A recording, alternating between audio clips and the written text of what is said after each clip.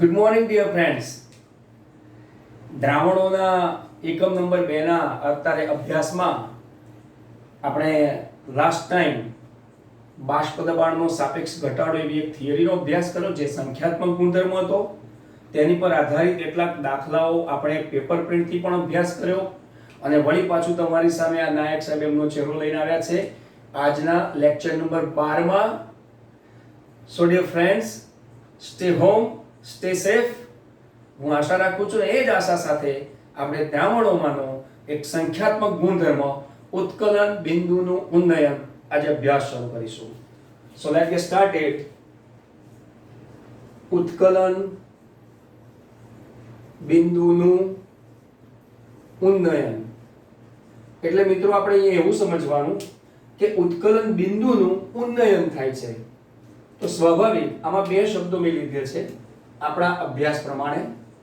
હા મિત્રો, આપણા પાઠ્યપુસ્તકમાં આ જે મુદ્દો છે તે 2.6 માંનો બીજો મુદ્દો છે. પહેલો મુદ્દો હતો બાષ્પ દબાણનો સાપેક્ષ ઘટાડો.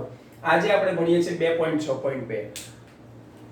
તો મિત્રો પહેલા આપણે ઉત્કલન બિંદુ શબ્દનો અભ્યાસ કરીએ. તો ઉત્કલન બિંદુ માટે તમારે 3 શબ્દો યાદ રાખવાના છે. કયા કયા? તો એ 3 શબ્દો એવા છે કે સૌપ્રથમ તો હું કહીશ કે ઉત્કલન બિંદુ, બરાબર, અને એમાં આપણે ભણવું છે ઉન્નયન. તો ઉન્નયન પછી ભણીએ, પહેલા ઉત્કલન બિંદુ સમજી લઈશું. તો ઉત્કલન બિંદુને સમજવા માટે આપણે તાપમાન, જે તે પ્રવાહી માટે, એટલે પ્રવાહી એ દ્રાવક કે દ્રાવણ હોઈ શકે, તેનું બાષ્પ દબાણ 1 બાર, બસ આ 3 શબ્દો યાદ રાખજો. ક્લિયર? બરાબર ને? ચલો, સૌથી પહેલું તાપમાન કોઈ પણ પ્રવાહી માટે, અને એ પ્રવાહી માટે તેનું બાષ્પ દબાણ 1 બાર થવું જોઈએ. જો હવે હું આખી વ્યાખ્યાયિત સમજ બોલું છું તમારી આગળ ઉદાહરણ સાથે. દાખલા તરીકે એક પાત્રમાં આપણે કોઈ પ્રવાહી લઈએ છીએ, દ્રાવક કે દ્રાવણ હોઈ શકે, તો એના માટે બી ચોક્કસ તાપમાન. તો જે તાપમાને કોઈ પણ પ્રવાહીનું એટલે કે દ્રાવક કે દ્રાવણનું બાષ્પ દબાણ 1 બાર થાય તે તાપમાનને તે પ્રવાહીનું ઉત્કલન બિંદુ કહે છે. દાખલા તરીકે ચલો આપણે પાણીનું ઉત્કલન બિંદુની વાત કરીએ. ઉદાહરણ આપું છું. પાણીના ઉત્કલન બિંદુની વાત કરીએ તો તમે મને કહો તો કેટલા નીચલા ધોરણોથી તમે ભણતા આવ્યા છો કે શુદ્ધ પાણીનું બાષ્પ દબાણ કે સ્વાભાવિક છે કે શુદ્ધ પાણીનું ઉત્કલન બિંદુ કેટલું? તો તરત જ થશે તમને કે સાહેબ 100 સેલ્સિયસ. હા, સેલ્સિયસમાં બરાબર છે, પણ કેલ્વિનમાં આપણે પરફેક્ટ જાણીએ છીએ 373.15 કેલ્વિન. ફરી એક વખત કહું કે શુદ્ધ પાણીનું તાપમાન એટલે કે તેનું ઉત્કલન બિંદુ એ 373.15 કેલ્વિન તાપમાન છે, બરાબર. એટલે કે એ તાપમાને તેનું બાષ્પ દબાણ 1 બાર થાય. તો સ્વાભાવિક છે કે જે પ્રવાહીનું બાષ્પ દબાણ 1 બાર થાય 760 મિલીમીટર, તો તે તાપમાનને જે તે પ્રવાહીનું ઉત્કલન બિંદુ કહેવાય. સ્વાભાવિક છે. તો અહીં આપણે ઉત્કલન બિંદુની સમજ આપી. હવે મિત્રો એવા ઉત્કલન બિંદુનું ઉન્નયન શું છે? તો સૌ પહેલું આપણે જે સમજતા રહ્યા છે એ સમજવાની અંદર જે મેં તમને વાત કરી, તો આપણે કેટલા શબ્દો સમજવાના? તો આપણે સૌથી પહેલા ઉત્કલન બિંદુ સમજવાનું, ત્યારબાદ તેમાંથી ઉત્કલન બિંદુ ઉન્નયન સમજવાનું. એટલે હવે આપણે ઉત્કલન બિંદુ ઉન્નયન સમજીશું. જો આની અંદર એક તો કોણ આવ્યું? તાપમાન. પછી કોના માટે? જે તે પ્રવાહી માટે, જે તે પ્રવાહી માટે. અને શું આવ્યું? તો તેનું બાષ્પ દબાણ. આ બાષ્પ દબાણ કેટલું થવું જોઈએ? તો કે 1 બાર. તો જે તાપમાને કોઈ પણ પ્રવાહીનું બાષ્પ દબાણ 1 બાર થતું હોય તો તે તાપમાનને જે તે પ્રવાહીનું ઉત્કલન બિંદુ કહેવાય. ક્લિયર થઈ ગઈ વસ્તુ? હવે આપણે ભણીશું ઉત્કલન બિંદુ ઉન્નયન. તો જો આપણે અત્યારે પાણીનું એક ઉદાહરણ લીધું હતું, બરાબર. હું અહીંયા લખું છું. આપણે ઉદાહરણ લીધું પાણીનું, H2O માટેનું. કેટલું લીધું? 373.15 કેલ્વિન. હવે ઉત્કલન બિંદુ ઉન્નયન સમજાવું છું દોસ્તો. ઉત્કલન બિંદુ ઉન્નયન સમજવા માટે આપણે એક એના તાપમાનમાં ફેરફારનો અભ્યાસ કરીએ છીએ. શુદ્ધ દ્રાવક કરતા તેના દ્રાવણનું ઉત્કલન બિંદુ વધારે હોય. આ તો આપણે જાણીએ છીએ નીચલા ધોરણથી કે શુદ્ધ દ્રાવક કરતા તેના બનતા દ્રાવણનું ઉત્કલન બિંદુ વધારે હોય. દાખલા તરીકે આ પાણીનું ઉત્કલન બિંદુ છે.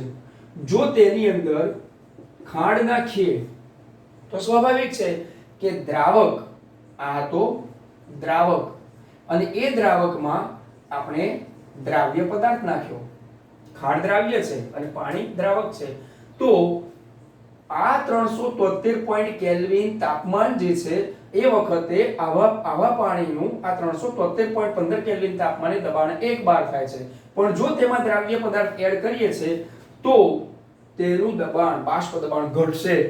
કારણ આપણે ભણી ગયા કે શુદ્ધ દ્રાવક કરતા તેના દ્રાવણનું બાષ્પ દબાણમાં ઘટાડો થાય. હવે આ બાષ્પ દબાણને આ ખાંડ નાખ્યા પછી જો 1 બાર લાવવું હોય તો સ્વાભાવિક છે કે તેના આ ઉત્કલન બિંદુમાં વધારો કરવો પડે. વધારો કોનામાં? ઉત્કલન બિંદુમાં. એટલે કે તેના આ ઉત્કલન બિંદુ જે આપણે કહીએ આ તાપમાન છે T બરાબર છે, તો એ ઉત્કલન બિંદુમાં કંઈક વધારો કરવો પડે, તફાવત લાવવો પડે. અને એ જે તફાવત છે તે ઉત્કલન બિંદુ, ઉત્કલન કહેતા આપણે અંગ્રેજીમાં બોઇલિંગ કહીએ છીએ, બોઇલ, તો એને આપણે કહીશું delta TB. That means boiling થાય છે.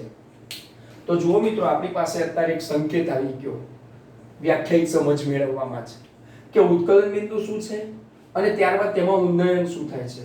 તો આને આપણે એમ કહી શકાય કે આ શું છે સાહેબ? તો કે એને આપણે ઉત્કલન ઉન્નયન, બરાબર, ઉત્કલન બિંદુ ઉન્નયન કહી શકાય. હવે આપણે આ બંનેને વ્યાખ્યાયિત રીતે ફરીથી અભ્યાસ કરીએ. So let gate started. First, ઉત્કલન બિંદુ કોને કહેવાય? જે તાપમાને કોઈ પણ પ્રવાહીનું, એટલે કે દ્રાવક કે દ્રાવણનું બાષ્પ દબાણ 1 બાર થાય તે તાપમાનને, તે પ્રવાહીનું ઉત્કલન બિંદુ કહેવાય. હવે આપણે ઉત્કલન બિંદુ ઉન્નયન વિશે વ્યાખ્યાયિત સમજીએ શુદ્ધ શબ્દોમાં. શુદ્ધ દ્રાવક કરતા, આ શુદ્ધ દ્રાવક કરતા તેના દ્રાવણનું, એટલે કે આખું જે બન્યું હશે તો દ્રાવક વત્તા દ્રાવ્ય દ્રાવણનું ઉત્કલન બિંદુ વધારે હોય છે. હવે ઉત્કલન બિંદુના આ વધારાને, જો વધારો થયો ને ઉત્કલન બિંદુના આ વધારાને ઉત્કલન બિંદુ ઉન્નયન કહેવાશે, ડેલ્ટા ટીબી. ક્લિયર થઈ ગયા મિત્રો? હવે મુખ્ય વાત આવે છે કે આપણે જે અભ્યાસ કરી રહ્યા છે એ મેં તમને અગાઉના ભણી ગયેલા લેક્ચરમાં કીધું હતું કે દ્રાવણના સંખ્યાત્મક ગુણધર્મો આપણી પાસે બાષ્પ દબાણનો સાપેક્ષ ઘટાડો હોય, આજનો અભ્યાસ ઉત્કલન બિંદુ ઉન્નયન હોય, હવે પછી આવનારો અભ્યાસ ઠાર બિંદુ અવનયન હોય, અભિસરણ હોય, કોઈ પણ એક પ્રકારનો આપણો સંખ્યાત્મક ગુણધર્મ છે. પણ આ ગુણધર્મ એ નિર્ધારિત મોલર દળ સાથે સંકળાયેલો છે. આ સંખ્યાત્મક ગુણધર્મ, કોલિગેટિવ પ્રોપર્ટીઝ, એ કનેક્ટેડ છે મોલર દળ સાથે. એટલે આવો અભ્યાસ કર્યા પછી આપણે એવા સૂત્રોની મદદથી જે દ્રાવ્ય પદાર્થ છે જેનો આપણે આણ્વીય દળ ના જાણતા હોઈએ તો એવાનો આપણે મોલર દળ નક્કી કરી શકતા હોવા જોઈએ. તો જેમ બાષ્પ દબાણના સાપેક્ષ ઘટાડા માટે મોલર દળ નક્કી કરવાનું સૂત્ર ઉપજાવ્યું, એવી રીતે આજના અભ્યાસમાં ઉત્કલન બિંદુ ઉન્નયન, આટલા અભ્યાસ પરથી હવે આપણે ભણીશું મોલર ઉન્નયન અચળાંક. So let's get started. Molar ઉન્નયન અચળાંક શું છે મિત્રો? તો મોલર એટલે આપણને ખબર પડી મોલાલિટી, તો આપણે એક મુદ્દો અહીં ટાંકીશું. આપણો મુદ્દો કેવો હશે કે મોલર ઉન્નયન અચળાંક. હવે જુઓ મિત્રો, બહુ જ અગત્યની થિયરી આવી છે કે અત્યાર સુધી આપણે ભણ્યા ઉત્કલન બિંદુ ઉન્નયન, તો એ ઉન્નયન હવે મોલર ઉન્નયન અચળાંકથી આપણે ભણવાનું છે. જે આપણે ડેલ્ટા ટીબી ભણ્યા ને અહીંયા, આને આપણે કહીશું આ ઉન્નયન માટે ડેલ્ટા ટીબી. હવે આપણે શુદ્ધ દ્રાવક અને દ્રાવણ એમ બે રીતે અભ્યાસ કરતા રહેવું પડશે, કારણ કે આપણે જાણી ગયા કે શુદ્ધ દ્રાવક કરતા બનતા દ્રાવણનું બાષ્પ દબાણ ઘટતું હોય છે અને એ મુદ્દો અહીંયા કામ લાગશે આ અભ્યાસ કરવા માટે. સો લેટ્સ ગેટ સ્ટાર્ટેડ. હવે એક બહુ ટૂંકી વ્યાખ્યાયિત સમજ પહેલા તમને કહીશ, પછી એને ગ્રાફ દ્વારા સમજાવીશ.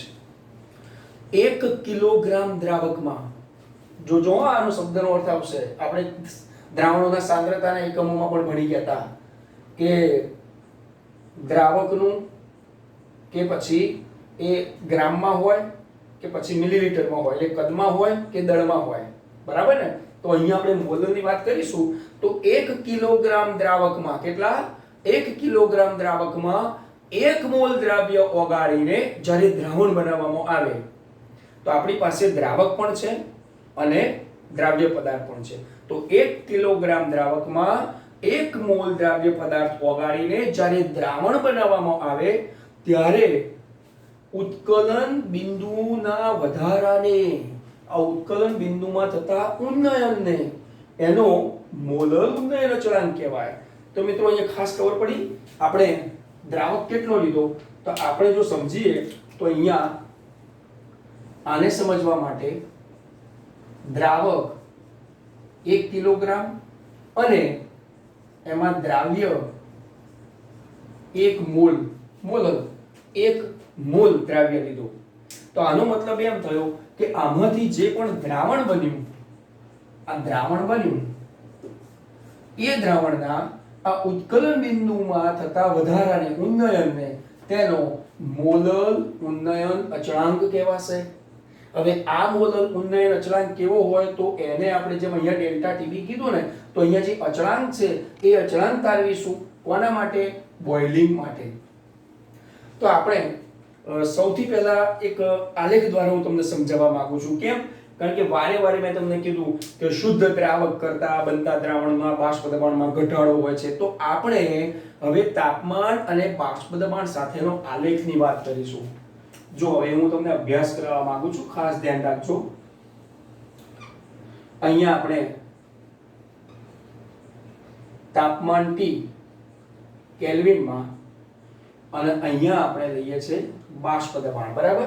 12 માં 12 લઈશું આપણે, 12 1 બાર અને કેટલા 760 મિલીમીટર, તો 1 બાર લઈએ છે. હવે શુદ્ધ દ્રાવક તરીકે જો આપણે કહીએ તો આપણી પાસે સૌથી પહેલા દ્રાવક હતો, બરાબર? અને એ દ્રાવકમાં દ્રાવ્ય પદાર્થ નાખવાનો, તો 1 કિલોગ્રામ જે પણ દ્રાવક લીધો હશે તો તેનું બાષ્પ દબાણ કેટલું? તો ચલો અત્યારે આપણે નોંધી દઈએ છે કે તેનું 1.013 પ્રાયોગિક અભ્યાસને આધારે 1.013 બાષ્પ દબાણ છે. તો અહીંયાથી નોંધતા નોંધતા આપણે એમ કહીએ કે ભાઈ આ જે ગ્રીન પેનથી કરું છું તે 1.013 બાર એ આપણા દ્રાવક માટેનું બાષ્પ દબાણ કહીશું, બરાબર? હવે એ બાષ્પ દબાણ છે તો એનું તાપમાન કેટલું? તો ચલો આપણે નોંધીએ કે અહીંયા એનું તાપમાન છે, આ તાપમાન છે, આ શુદ્ધ દ્રાવકનું તાપમાન. હવે શુદ્ધ દ્રાવક કહીએ એટલે ખ્યાલ છે ને કે તાપમાનમાં બોઇલિંગ, ઉત્કલન બિંદુ એનું કેટલું? તો તેનું ઉત્કલન બિંદુ દ્રાવકનું છે એટલે આપણે એમ કહી શકીશું કે અહીંયા TB0, જેમ P0 કહેતા હતા ને દ્રાવક માટે, તો અહીંયા બોઇલિંગ પોઈન્ટ TB0 એ અહીંયા આ શુદ્ધ દ્રાવકનું છે. આનો મતલબ હું તમને એમ કહી દઉં અત્યારથી કે જુઓ, એ હવે આ તાપમાન અને બાષ્પ દબાણ બાબતમાં જો દ્રાવકનું ઉત્કલન બિંદુ કેવું હોય તો એ અહીંયા છે, એટલે આ કહી શકાશે આ દ્રાવક છો, આ આખો દ્રાવક છે અને અહીંયા જે છે ને એ દ્રાવકનું ઉત્કલન બિંદુ કહેવાશે, બરાબર? આ દ્રાવકનું ઉત્કલન બિંદુ. હવે જ્યારે એમાં દ્રાવ્ય પદાર્થ નાખીશું આપણે, તો એ દ્રાવ્ય પદાર્થ નાખતાની સાથે ખબર છે કે દ્રાવ્ય પદાર્થ નાખ્યો તો બાષ્પ દબાણ થોડું ઘટી ગયું. હવે આપણે તો પેલા શુદ્ધ દ્રાવકના બાષ્પ દબાણ સુધી તેને મેન્ટેન કરવાનું છે, બરાબર? તો જેવું એમાં દ્રાવ્ય પદાર્થ નાખીશું તો સ્વાભાવિક છે, હું વાદળી પેનથી બતાવીશ કે દ્રાવ્ય પદાર્થ નાખ્યા પછી શું થશે? દ્રાવણ બનશે, બરાબર? તો એ દ્રાવણનું બાષ્પ દબાણ કેટલું થશે? તો જુઓ, હવે જે પણ આપણે દ્રાવણ બન્યો છે દ્રાવ્ય પદાર્થને કારણે, તો એના માટેનું જે પણ તાપમાન કેટલો વધારો થશે અને એનું એક બાર દ્રાવણનું ઉત્કલન બિંદુ જે એનું બાષ્પ દબાણ 1.013 સુધી લઈ જવા માટે એ સ્વાભાવિક આ રીતે અહીંયા પ્રયત્ન થશે. સો લુક હિયર, સો ફ્રેન્ડ્સ, જુઓ અત્યારે હું એમ કહી શકીશ કે આને દ્રાવણનું ઉત્કલન બિંદુ કહેવાશે. જુઓ આ, તો જુઓ તાપમાન K, હવે કઈ બાજુ? તો અહીં બાષ્પ દબાણમાં વધારો થાય અને આમ તાપમાનમાં વધારો થાય. તો આ TB0 છે, તો સ્વાભાવિક આપણે આને દ્રાવણ માટે TB કહી શકીશું. So this is the TB. Okay, હવે જ્યારે આ TB0 એ દ્રાવકનું ઉત્કલન બિંદુ છે, જ્યારે TB એ દ્રાવણનું ઉત્કલન બિંદુ છે. પણ આ દ્રાવણના ઉત્કલન બિંદુમાં શું થયું? તો કે આટલા બાષ્પ દબાણે પહોંચવા, એટલે કે દ્રાવકના બાષ્પ દબાણ સુધી પહોંચવા માટે અહીંયા તાપમાનમાં વધારો કરવો પડ્યો. સો dear friends, this is the delta TB. આ ડેલ્ટા ટીબી આવ્યો. શું થયો? વધારો થયો છે કે ઘટાડો? જુઓ તો કે વધારો થયો છે. એક્ઝેક્ટલી. તો આના માટે આપણે શુદ્ધ દ્રાવકના ઉત્કલન બિંદુને TB0 કીધો, દ્રાવણના ઉત્કલન બિંદુને આપણે TB કીધું છે, અને એના પરથી હવે ઉત્કલન બિંદુ ઉન્નયન માટે લખવું હશે તો આમ લખી શકાશે કે delta TB is equal two, જો આમાંથી આપણે આને બાદ કરીશું. Okay, exactly. તો TB માઈનસ TB0 આપણી પાસે અત્યારે આટલું એક આવ્યું. ક્લિયર થઈ ગઈ આ વાત? હવે આપણે એમ જાણીએ છે કે પ્રાયોગિક રીતે કોઈ પણ મંદ દ્રાવણ હોય, અગાઉ પણ ભણ્યા હતા મંદ દ્રાવણો માટેનું, આદર્શ દ્રાવણ માટેનું, તો પ્રાયોગિક રીતે આપણે કોઈ પણ મંદ દ્રાવણ માટે ડેલ્ટા ટીબી એ દ્રાવણમાંના દ્રાવ્યની મોલર સાંદ્રતાના સમપ્રમાણમાં છે. તો આનો મતલબ એ થયો કે આપણી પાસે જે ડેલ્ટા ટીબી છે, ઉત્કલન બિંદુ ઉન્નયન, એ કોના સમપ્રમાણમાં હોય? તો કે દ્રાવ્યની મોલર સાંદ્રતાના. આ દ્રાવ્ય છે ને એની મોલર સાંદ્રતાના. કેમ? કારણ કે તે તેના સ્વભાવ પર નથી, સંખ્યાત્મક ગુણધર્મ છે, કોલિગેટિવ, એટલે તેમાં રહેલા કણોની સંખ્યા પર આધારિત, ધેટ મીન્સ મોલર પર આધારિત છે, માટે જ તેને સંખ્યાત્મક ગુણધર્મ કીધો. એટલે હવે આપણે શું લેવું પડશે? આ જે ડેલ્ટા ટીબી છે ને એને આમ કહી શકીશું where is as m, this is the molar. Okay, એક મોલ. અને એ દ્રાવ્ય પદાર્થના સમપ્રમાણમાં જ આ ડેલ્ટા ટીબી છે. એટલે કે જે પણ વધારો થયો છે તે પેલો દ્રાવ્ય પદાર્થ નાખ્યો ને એના કારણે ઉત્કલન બિંદુના અંદર ઉન્નયન થયું છે. હવે પ્રાયોગિક રીતે તો આપણે આ કહી શક્યા. હવે વેરિએશન દૂર કરવાનું છે.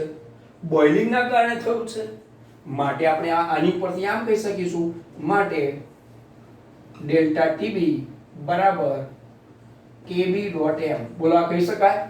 ક્લિયર થઈ ગયું? તો આપણે જે વાત કરતા હતા એ મોલર ઉન્નયન અચળાંક, એનો મતલબ kb ની વાત કરતા હતા. kb constant of the molar boiling છે ને, એટલે કે મોલર ઉન્નયન અચળાંક, અચળાંક એટલે કોન્સ્ટન્ટ છે, અને બોઇલિંગ એટલે કે ઉત્કલન બિંદુ ઉન્નયન માટેની વાત કરતા હતા. હજુ પણ આપણે આગળ આ ઉત્કલન બિંદુ ઉન્નયનના સંખ્યાત્મક ગુણધર્મો પરથી આપણે આવા જે મોલર ઉન્નયન અચળાંક છે તેની પરથી નિર્ધારિત મોલર દર નક્કી કરી શકાય. તો જુઓ મિત્રો, હવે આનો મોલર જે આપણે આગળ ભણી ગયા હતા સાંદ્રતામાં, તો એને લખી શકાશે ને કે ચલો મોલર, હવે આને છે ને આપણે ભૂતકાળના થોડા અભ્યાસમાં જઈએ છે એટલે એને અલગ તારવું. મોલર બરાબર શું લખી શકાશે? બોલો બોલો. યસ, દ્રાવ્યનું દળ, ઓકે, ભાગ્યા તેના દ્રાવ્યનો આણ્વીય દળ, તેનો મતલબ W2 divided M2 divided by, હવે આપણે શું લેવું પડશે? દ્રાવક લેવો પડશે, અને 1000 ગ્રામ 1 કિલો છે ને, તો W1 મલ્ટીપ્લાય 1000. બરાબર? હવે જો આ જે મોલરની જે પણ કિંમત આવી, હવે એને આપણે જો રૂપાંતરિત કરવું હોય તો આવું કરી શકાય કે 1000 ગુણ્યા W2, આ 1000 ગુણ્યા W2. કેમ? તો કે આપણે જે આપણી પાસે છે એ 1000 ગુણ્યા W2 તો divided by M2 into W1. એટલે આની ઉપરથી આપણે આ લખી શકાશે કે 1000 ગુણ્યા W2 divided by M2 into W1. જો મિત્રો, આપણે અહીંયા થોડુંક સાદું સ્વરૂપ આપી દીધું છે. બરાબર? હવે આ કિંમતને બરાબર ધ્યાન રાખજો, આ કિંમતને આપણે આનામાં મૂકી દેવાનું છે. આ જે મોલરિટી છે ને, મોલર, તો આપણે આટલી કિંમત જે છે એ આ સૂત્રમાં અહીંયા મૂકી દો. જો મૂકી, કેવું સ્વરૂપ પ્રાપ્ત થશે? તો જો વાદળી કલરની પેનથી બતાવું, આવું સ્વરૂપ પ્રાપ્ત થઈ શકે અહીંયાથી કે delta T B is equal to, બરાબર ધ્યાન રાખજો, delta T B is equal to kb multiply 1000 multiply W exactly 2 divided by M2 into W1. હવે આ તો ગાણિતિક સ્વરૂપે મિત્રો તમે જાતે પણ મેળવી શકો. તો આપણી પાસે ડેલ્ટા ટીબી નું આવ્યું. હવે જો કેબી ને સૂત્રનો કરતા બનાવવો હોય તો પણ બની શકે, આપણે પછી કરીએ છીએ, પણ આપણી થિયરી પ્રમાણે કદાચ 3 માર્કની થિયરી એવી કહે પૂછે કે મોલર ઉન્નયન અચળાંકનું સૂત્ર તારવો અને આ સૂત્ર પરથી કોઈ દ્રાવ્ય પદાર્થનું મોલર દળ નિર્ધારિત કરવા માટેનું સૂત્ર પ્રસ્તાવિત કરો. તો હવે શું કરીશું, આપણે આમાંથી m2 ને સૂત્રનું કરતા બનાવીશું. m2 જો તો શું થઈ જશે, 1000 × W2 × kV. આ તો એટલું રહેશે જ, માત્ર આ જ કરવાનું છે આપણે. જુઓ ફેરફાર માત્ર કેટલો છે, ક્રોસ મલ્ટિપ્લિકેશન નો છે, એટલે kb × 1000 × W2. હવે જો આ લોકોને પાછળ લઈ લો તો સૌથી પહેલા 1000 મૂકી દેવાના, 1000 × W2 × kb, એટલે આ જે પદ છે અને જે આંકડાકીય પદ છે એની થોડી કોમ્યુનિટી રહે, divided by delta TB × W1. આ મિત્રો જે આપણી પાસે સૂત્ર આવ્યું એ દ્રાવ્ય પદાર્થનું મોલર દળ શોધવા માટેનું આવ્યું. ક્લિયર થઈ ગઈ વસ્તુ? આ પરફેક્ટ છે. તો એનો મતલબ કે દ્રાવ્ય પદાર્થનું જ્યારે મોલર દળ નિર્ધારિત કરવું હોય તો આપણો એ લેક્ચર યાદ આવશે કે દ્રાવણના સંખ્યાત્મક ગુણધર્મો અભ્યાસ કર્યા પછી શેના કામમાં લાગે છે. હવે જો મિત્રો આની ઉપરથી જ આપણે કેબી નું સૂત્ર તારવવું હોય અથવા તો કેબી નું સૂત્ર સમજવું હોય તો શું છે, તો સ્વાભાવિક છે કે આ બોઇલિંગ પોઈન્ટ છે. એમાં વાયુ હોય તો એ વાયુ અચળાંકની પણ કિંમત મૂકવી પડે. તો આપણે ખરેખર પછીના લેક્ચરમાં અભ્યાસ કરીએ. એના કરતાં અત્યારે જ હું તમને કહી દઉં કે જો આની પરથી હવે આપણે કેબી નું સૂત્ર બનાવવું હોય તો આવું બનશે, kb ખાસ ધ્યાન રાખજો, kb આ જે બધું જ જે સૂત્ર છે પણ એની અંદર શું આવશે ખબર છે, આ m2 જે છે ને એ દ્રાવ્ય, બરાબર છે, દ્રાવ્ય છે આખો પદાર્થ, અને એટલે કે આખું દ્રાવણ બનતું હશે, અને જે W1 M1 એ બધા દ્રાવક છે. તો હવે આપણે દ્રાવકને પણ ભૂલી શકાય નહીં, માટે આપણે એટલું ચોક્કસ કહી શકીશું કે kb R × M1. M1 એટલે શું થયું, અહીંયા M2 હતા અને અહીંયા જે ડેલ્ટા TB હતો એની જગ્યાએ TB² ડિવાઇડેડ બાય બાકીનું આપણે શું મૂકીશું, અહીંયા જે 1000 હતા. હવે જોઈ શકો છો શેમાં લીધું, 1 કિલોગ્રામ 1 મોલ દ્રાવ્ય પદાર્થ, એટલે અહીંયા જે પણ ઉત્કલન થાય છે એટલે બાષ્પ બનવાની છે, અને માટે તેના જે તાપમાનમાં ફેરફાર થયો છે, એન્થાલ્પીનો ફેરફાર છે, તે બાષ્પાયનનો છે, એટલે આપણે વેપોરાઇઝેશન લખીશું. આ સૂત્ર આપણે કેબી માટે લખી શકાય. એટલે એને હું આ જે સૂત્ર વાપર્યું એને કાળી પેનથી આ રીતે બોક્સ બનાવી આપું છું. So dear friends, look here. This is the delta T is equal to TB minus TB0. હવે આપણે જ્યારે 1 મોલ દ્રાવ્ય પદાર્થ લીધો છે તો મોલાલિટી પ્રમાણે જે સાંદ્રતાના સૂત્રમાં કિંમતો મૂકી તેમાંથી આપણે એનું સાદું સ્વરૂપ આપી દીધું. આ જ કિંમતને આપણા ઉપજાવેલા સૂત્રમાં કિંમતો મૂકતાની સાથે તેનું સાદું સ્વરૂપ આપણે ડેલ્ટા TB નું આ આપ્યું છે. આ સૂત્ર આપ્યા પછી આપણે દ્રાવ્ય પદાર્થનું આણ્વીય દળ શોધવા માટે આજની થિયરી ઉત્કલન બિંદુનું ઉન્નયન એનો ઉપયોગ કરી જાણ્યો. સો ડિયર ફ્રેન્ડ્સ, આપણે આવી થિયરીના કારણે આ સૂત્રો ઉપજાયા પછી આ તો અભ્યાસની દ્રષ્ટિએ અગત્યતા છે, પરંતુ રાસાયણિક ઉત્પાદન કરતી ફેક્ટરીઓમાં આવા સૂત્રોમાં પહેલેથી જ કિંમતો મૂકી અને તેનો ઉત્કલન બિંદુમાં કેટલો ફેરફાર થશે, કારણ કે ઉત્કલન બિંદુમાં ફેરફાર થાય અને ઉત્કલન બિંદુ વધી જાય, સ્વાભાવિક બંધ પાત્ર હોય, દબાણ વધી જાય, અને દબાણ વધી જાય તો જે બોઇલ કરનારું છે, ઉત્કલન એટલે બોઇલ કરનારું સાધન જેને બોઇલર કહેવાય, તો બોઇલર ફાટવાના ક્યારેક કિસ્સા સાંભળ્યા હશે, બહુ ઓછા કિસ્સા હોય છે. કારણ આપ કદાચ કેમિસ્ટ બનો છો, આપનું કદાચ કોઈ ઔદ્યોગિક એકમ ચાલુ કરવા માંગો છો, અથવા તો આપ કોઈ સારી નેશનલ મલ્ટીનેશનલ કંપની જે દવા બનાવતી કંપનીઓ હોય, રંગ રસાયણ ઔષધો બનાવતી કંપની હોય, અને એમાં જ્યારે કેમિસ્ટ તરીકે કામ કરતા હોય ત્યારે આવા કેટલાય ભણી ગયેલા થિયરીમાંથી આવા સૂત્રો મૂકી અને તેમાં શરૂઆતથી તેના ઉત્કલન બિંદુમાં કેટલો ફેરફાર થશે, તેમાં દબાણ કેટલું મેન્ટેન કરવું પડશે, આ તમામ પ્રકારના થિયરીના ઉપજાવેલા સૂત્રો એ વખતે જર્નલ્સ તરીકે કામ લાગશે. સો ડિયર ફ્રેન્ડ્સ, આપણે માત્ર બોર્ડની પરીક્ષા, કોમ્પિટિટિવ એક્ઝામ એને તો આપવાની જ છે, પણ એ પછી એપ્લિકેટેડ એટલે કે આપણો એમ શું છે, સમાજમાં આવો અભ્યાસ કરીને જ્યારે બહાર આવીશું ત્યારે આપણે એક એમ, આપણે એક એપ્લાય પર્સન તરીકે એ પણ આવા સૂત્રો સમીકરણ થકી જ્યારે પણ આગળ અભ્યાસમાં જઈશું ત્યારે એમાં સૂત્ર સમીકરણથી એને એપ્લાય કરવા માંગીશું, એમાં કિંમત મૂકવા માંગીશું. પરંતુ હાલ ટૂંકા ગાળે ધોરણ 12 ઓનલાઈન એજ્યુકેશનથી સ્ટે હોમ, સ્ટે સેફ. આજનો અભ્યાસ ઉત્કલન બિંદુનું ઉન્નયન અહીંયા આપણે પૂર્ણ કરીએ છીએ. ડિયર ફ્રેન્ડ્સ, હવે મળીશું આપણે નેક્સ્ટ લેક્ચરમાં. જેમ અહીંયા ઉત્કલન બિંદુ છે તેવી રીતે ઠાર બિંદુ, અહીંયા ઉન્નયન છે તેવી રીતે અવનયન, અને માટે જ તે વખતે મોલર અવનયન અચળાંક થી અભ્યાસ કરીશું. Wish you all the best.